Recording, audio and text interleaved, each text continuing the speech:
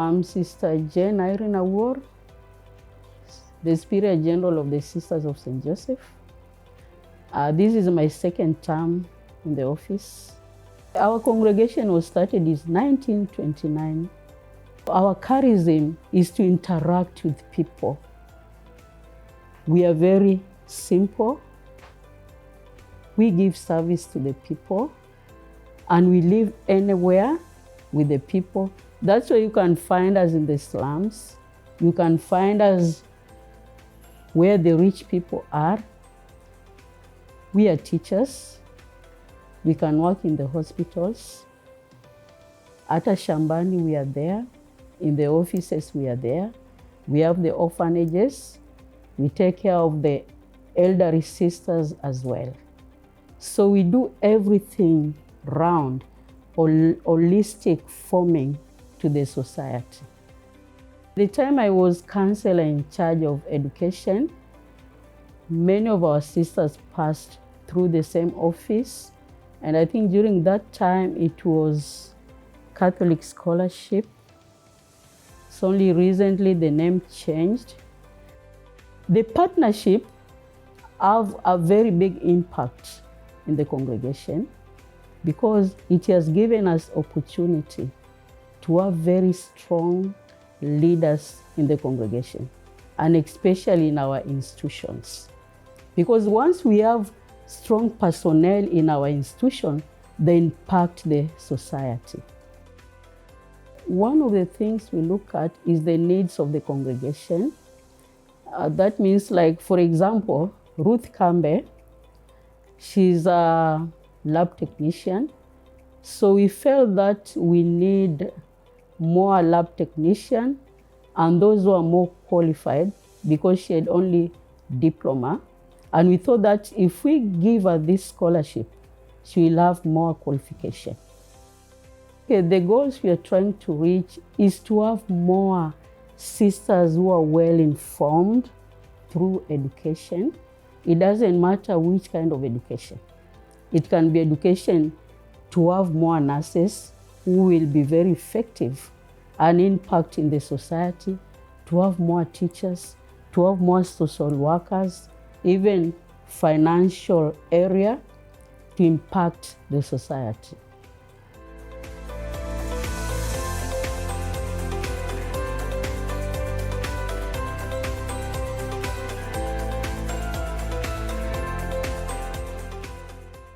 My name is Sister Sarah Kituku, and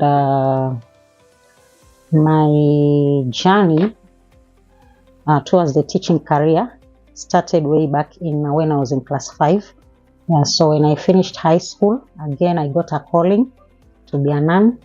So that's how I found myself in Bura for 2 years. Then I went to Kwale for 2 years, Kwale Novitiate, and then I professed in 1994. Since I was a P1 teacher, I really felt that it's enough teaching pupils. Let me go to high school. That's when now, fortunately, I got a scholarship from where, and I studied, I pursued a degree in Bachelor of Education, English and Literature, and I graduated with a first class honors. And then I applied for a transfer to teach in a secondary school in Kaloleni. Then I came to learn about this scholarship through a friend. So I applied. I attended the interview. Fortunately, I was among those who succeeded. And so I joined Catholic University for my master's degree. And I graduated in 2020. I had so many challenges, that's why it took rather long. But I thank God I graduated in 2020 with a distinction. And in 2014, I got a transfer from St. George's to Bura Girls in 2014. Actually, when I joined, I became the HOD immediately. In 2014, I became a HOD for 2 years, and then the then deputy transferred. So I was requested to come and act. So I acted as a deputy for 1 year, and then something unfortunate happened. Our principal passed on. The principal passed on, the late Madam Assumpta Munyao. May her soul rest in peace. and I was instructed by the ministry to chip in and act as a principal. So I acted as a principal for 2 months. It was not easy, but I made it. Yeah, by the grace of God, I made it. I got a lot of support from the teaching staff and non-teaching. And after 2 months now, Madam Eunice was brought. So I went back to my HOD office to continue with my departmental duties. Currently, I'm the confirmed deputy principal administration. We have 2. The other one is deputy academics. Okay, the scholarship really prepared me by empowering me with the leadership skills that have enabled me to be appointed as a leader in various sectors. Like I've been the chair of the tender and evaluation committee. I've also been a patron of the YCS. I've been a patron of the journalism club members. I've been a class teacher. I've been a head of department, head of subject. I've also been a house mistress of a particular dorm. And I've also been appointed as one of the JSS trainers in the county. That was last year. And I've also been the coordinator. Currently, I'm the coordinator of teachers of English in the sub-county. Yes, and I believe that is attributed to the leadership skills that I gained from the masters, of course, through the scholarship program, and also through the leadership courses that the program used to offer. I also got the motivation to participate in the Teacher of the Year Award in the year 2018. And I emerged position 1 in the sub-county, position 1 in the county, and position 2 in the region. So I attribute all this to the skills that I acquired through the program.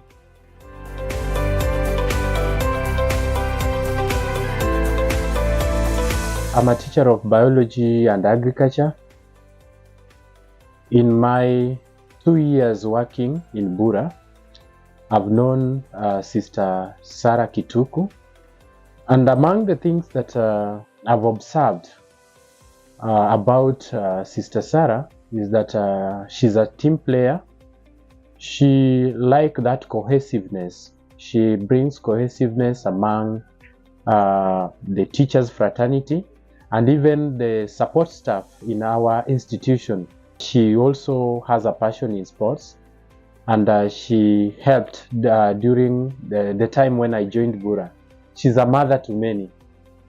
I can say she's a confidant to very many girls in this school. She's a counselor because even if a girl has a problem, she always encourages these students to go to her and confide in her. She guides them, she counsels them, she tries to mold them. She's a real pillar in our institution. Whatever I gained, I also share it with the people that I'm leading. For example, right now I'm in charge of the student council, so I normally give them an opportunity to be on the ground because I can't be everywhere, and I want also to nurture them so that in future they become leaders. So I empower them to work with minimal supervision. So sometimes I take them out for some training so that they can also be empowered more to gain the skills and the confidence that they need as young leaders, and they're actually doing very well. Being an administrator, one of my roles is to ensure curriculum implementation. So for the teaching staff, I make them aware of what I expect of them when it comes to professional documents, preparation of professional documents, attendance of lessons. So I make a follow-up to ensure that they do what is expected of them as teachers.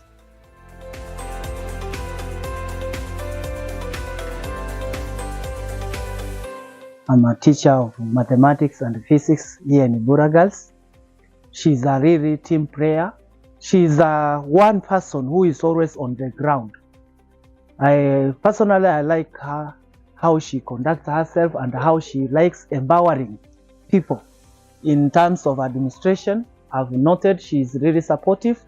She likes consulting. She works hand in hand with her fellow deputy. Even if there's some issues is not well off, she can even consult. She calls the principal to inform. Before she makes any decision, she can do it, but where necessary, she can take that responsibility well. I feel the scholarship is very important because you may find that someone is willing to study and maybe become a leader, but there are financial constraints. So when they get an opportunity to study, they actually exploit their talent. And when they become leaders, they can work in various organizations to assist people.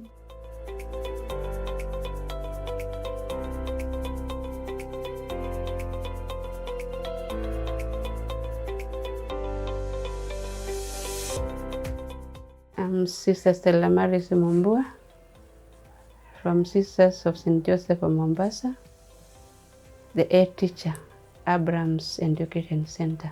I was posted here in 2021 on Feb.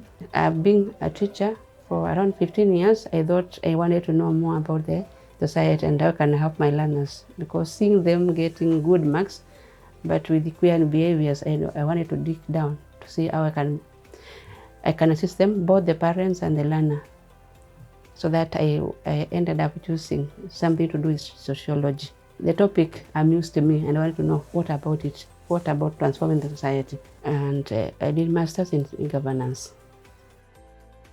Abrams Education Center is a center managed by the Sisters of St. Joseph, and it's a center that caters for the street children who have been picked from the street, rehabilitated, and are transformed. Those who wish to change, then they are allowed to come to school.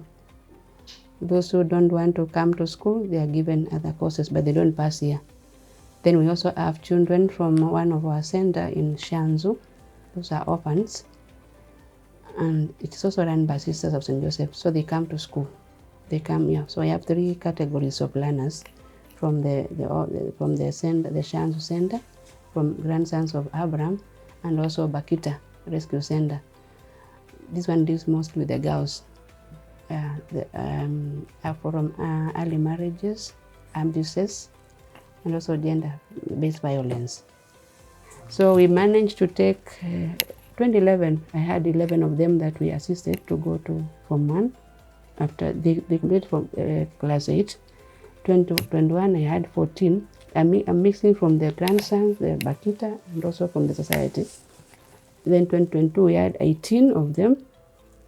Last year, there were 11. So at least 54 children have passed through me and my team for them to be transformed, and they are doing good in their studies. For us here, the challenge is now buying the teaching resources. It's a challenge for us, because if only quarter or 3 quarters are not paying, then it's very hard to put everything in order. Like now, when we go to the junior Sunday schools, take a set to have all the books. It's like 8 to 11,000, and we want to buy for each learner, so it is not easy. The food we get, sister in charge of the grandsons of Abraham is the one who provides food for us, because we cannot give everything for school from the little we get. I've talked of the salaries being given by our superiors, although it is not enough. So we strain to make it enough for the teachers. So because we cannot pay them what they wish to be paid, we have a high turnover of staff. Like this time around, I lost 5 in the beginning of the term, but luckily enough, I got other new one coming, very strong people, and genetic, because they are young from university. So I was happy, could be good at the reason of getting these old ones from school to get observed by the TSC. And also now when we come to, you cannot change these children automatically. It's a gradual change. So sometimes you can get them because they were used in taking all kind of stuff. They have taken mukuka, bank, and all other things. They know much than I know. So sometimes, because it can be recessive, you can see a boy has changed, but you come to see, no, it's not what I believe. So it is not a straight line. We have ups and downs, but we can manage them. Now in leadership, we are mostly told that we make others own our views. Because now if I'm just leading with my own skills, not involving the other teachers, then it becomes, because we have shared leadership, we have other people, like we have academic, we have those who are in charge of discipline. So it is not a matter of one person. It goes to the whole staff. We sit down if issues arise. We also have the Bakita partnership also helping. Like last year they came, they also taught about having a friendly environment for the learners. So with those courses that they are also taking, because I don't own my own skills, I share with them. And through sharing, then we connect to each other and we assist one another.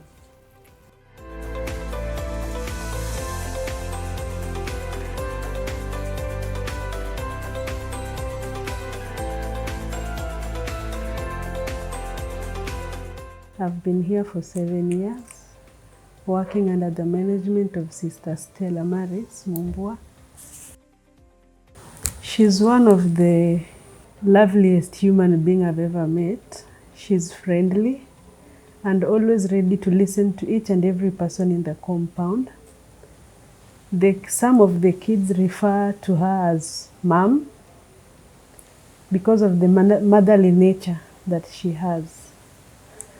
Since Sister Stella came, at first, I think she found it very difficult since she was also learning. There was no network, where she installed some of the Wi-Fi, not some, generally. She is the one who has brought the Wi-Fi.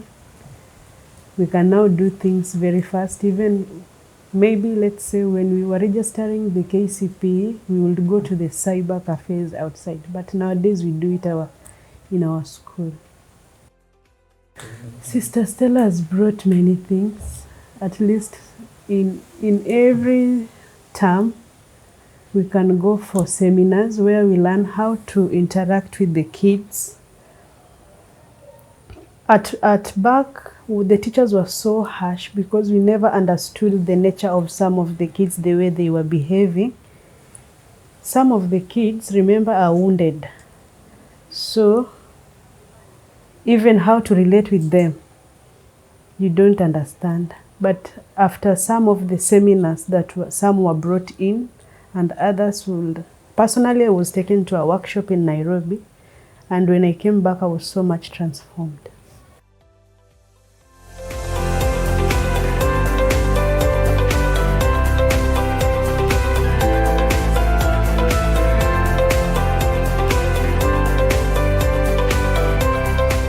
I've been in Grandsons of Abrams for about 6 years now. And I've worked with Sister Stella for about 3 to 4 years.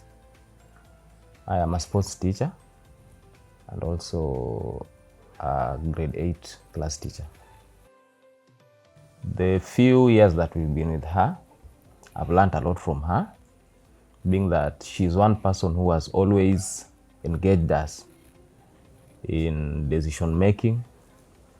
She's also one person who I've learned a lot from in terms of time management and also working together for the betterment of our learners. So until now, I can say for sure that our school, under the leadership of Sister Stella, has done well, even with regard to the records that we are having concerning our performances in exams.